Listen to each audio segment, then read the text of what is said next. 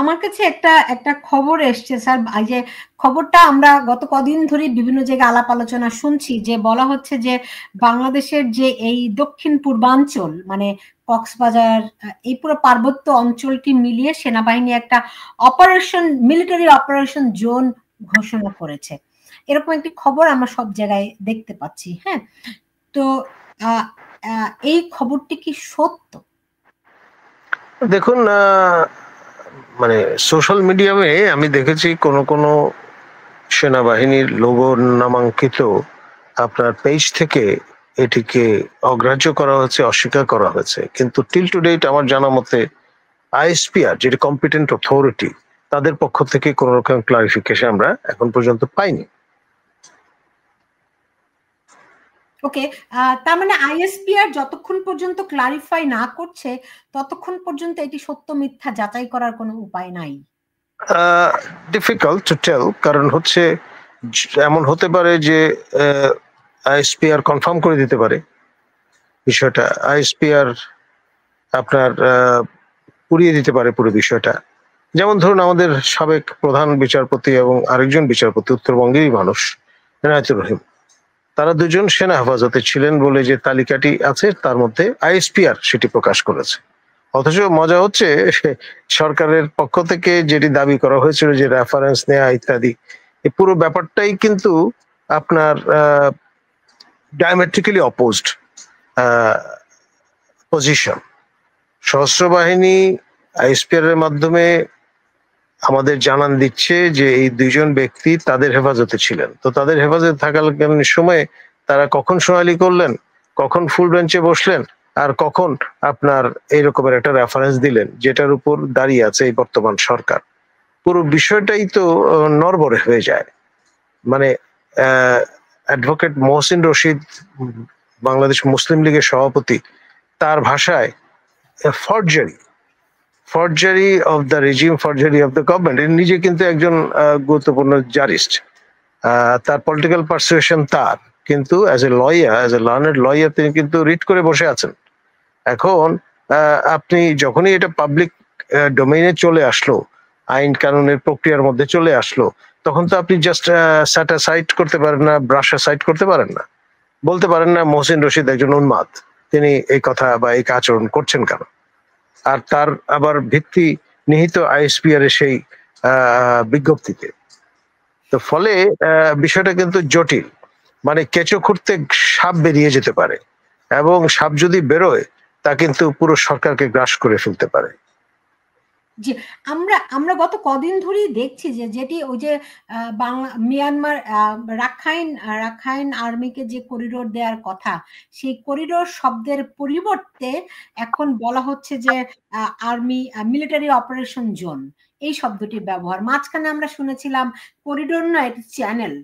এখন শুধু চ্যানেল নয়, এটি মিলিটারি অপারেশন জোন। হ্যাঁ, আসলে যাহাই 52 তাহাই 53, একটা ইয়ে আছে না, মানে তারা করিডোর বিষয়টি যে নামেই ডাকুক না কেন, ওখান থেকে একটা মানে এখন কি তারা, আমি বলবো এসিড টেস্ট করে দেখছে যে কোন নাম বললে মানুষের কাছে আর সন্দেহ তৈরি হবে না। ব্যাপারটা কি এরকম একটা খেলার দিকে যাচ্ছে কিনা? দেখুন, এটা নেম গেম বই, অন্য কিছু নয়। মূল যে বিষয় সেটি থেকে তারা 1 ইঞ্চি সরেননি, যারা এই পরিকল্পনার ইমপ্লিমেন্টেশনের দায়িত্বে আছেন, এবং আপনার সেই লক্ষ্যেই তারা কিন্তু এগিয়ে যাচ্ছেন। ধূম্রজাল তৈরি করছেন নতুন নতুন করে, নতুন নতুন বিতর্কের জন্ম দিচ্ছেন, লোকজন ব্যস্ত থাকছে, তাতে ফাঁক দিয়ে তারা তাদের কাজটা ঠিকই করে নিচ্ছেন।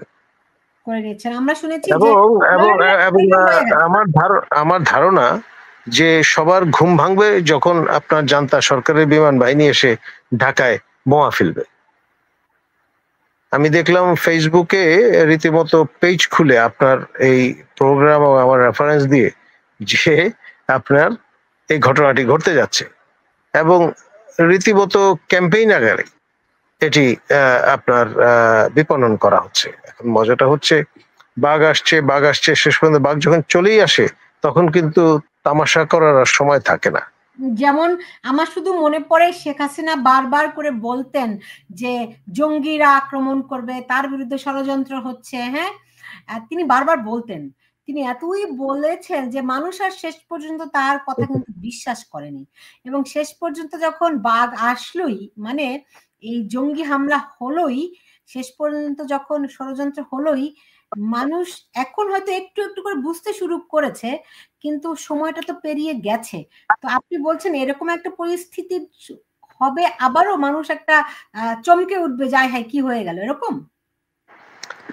তার চেয়েও ব্যাপক হতে পারে, কারণ যা কিছু আপনার গত 15-16 বছর ধরে দাঁড় করানো হয়েছে ভৌত কাঠামো উন্নয়নের নামে, সেগুলো এক লহমায় একদিনই কিন্তু নকডাউন হয়ে যেতে পারে।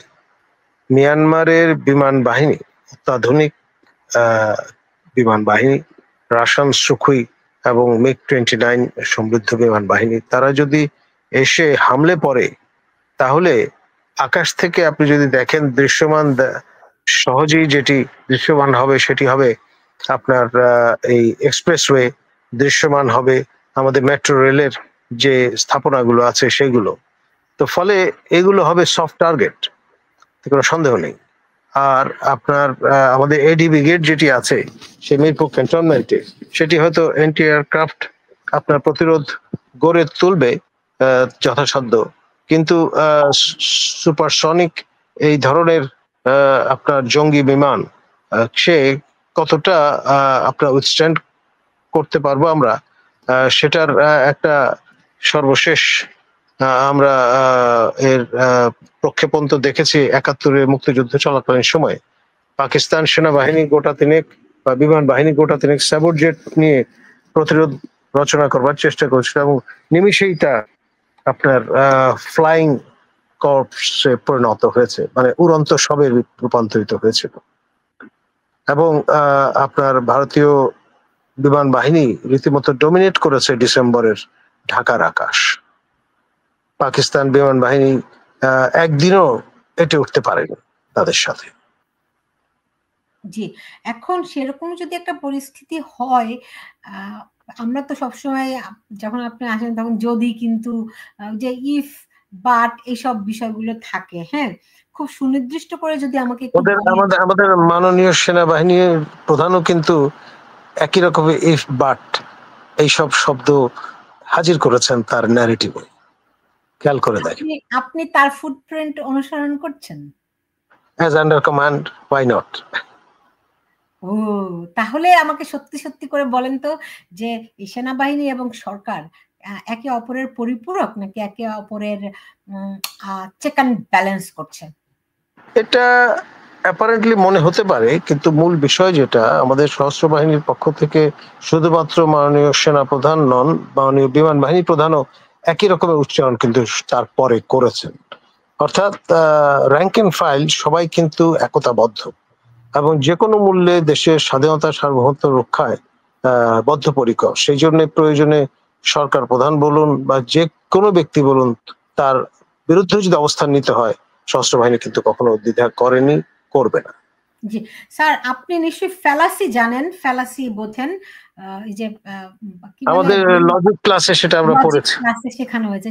সুতরাং ওই ফ্যালাসি যদি অনুসরণ করি, তাহলে এই সরকারকে সমর্থন দিচ্ছে জামাত, কিংবা জামাতের উপর নির্ভর করছে এই সরকার, এই সরকারকে সমর্থন দিচ্ছে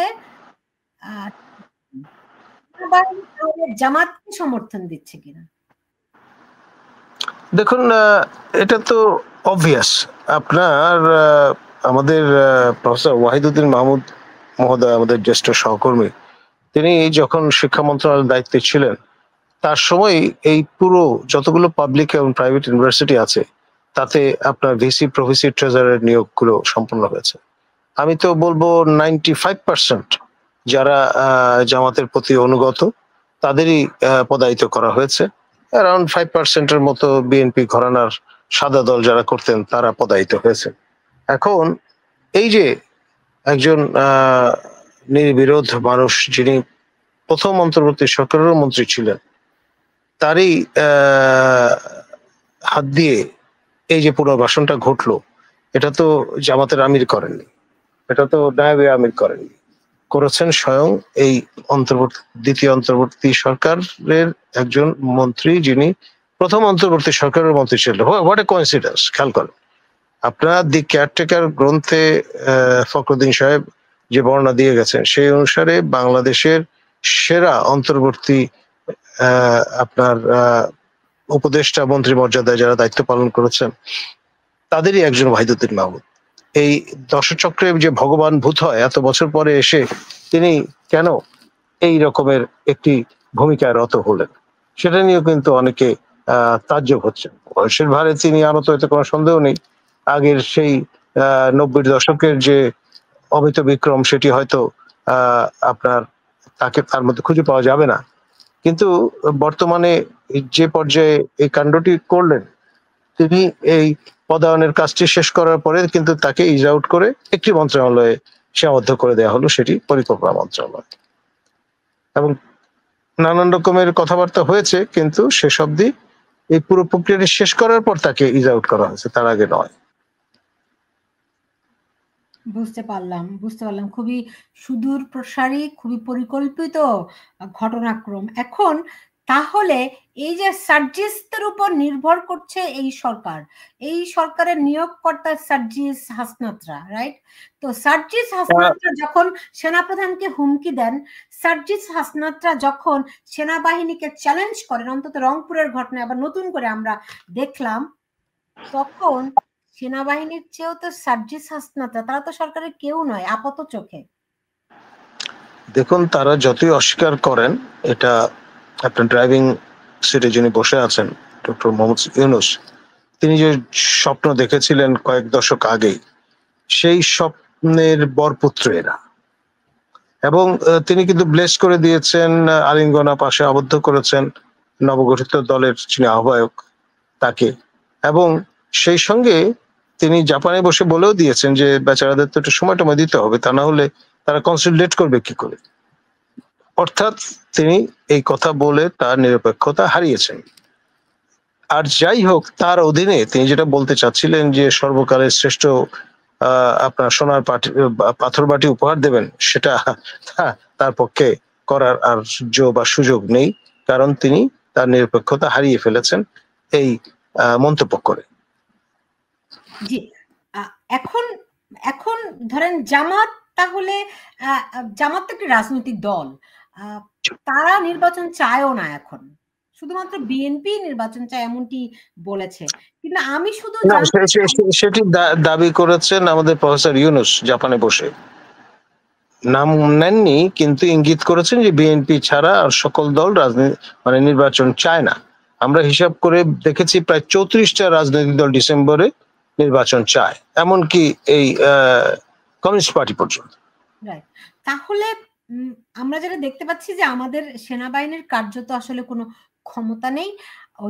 ওই যে ফ্যালাসি যদি আবার ফলো করি, সেটি হচ্ছে গিয়ে এই সরকার হাসনাত সার্জিসরা হচ্ছে তাদের নিয়োগকর্তা, যেই কারণে এই হাসনাত সার্জিসরা সেনাবাহিনীকেও ধমকাধমকি করতে পারে, তাই তো? দেখুন, আপনি আমাদের ওয়ান স্টার জেনারেল যিনি বলছিলেন শেষ রক্তবিন্দু দিয়ে তারা চেষ্টা করবেন মবক্রেসি বিদায় করতে, সার্জিসের মুখের উপর। এবং সার্জিসকে তাকে এই কথাগুলো শুনতে হয়েছে, কিন্তু আপনার হামলে পড়ার চেষ্টা করলে চিত্রটা অন্যরকম হয়তো হয়ে যেত।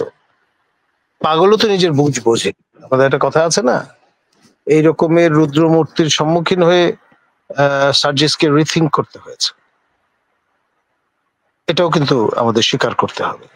সেনাবাহিনী ক্রমে ক্রমে অ্যাসার্ট করছে, ক্রমে ক্রমে যা বলছে তা করবার চেষ্টা করছে।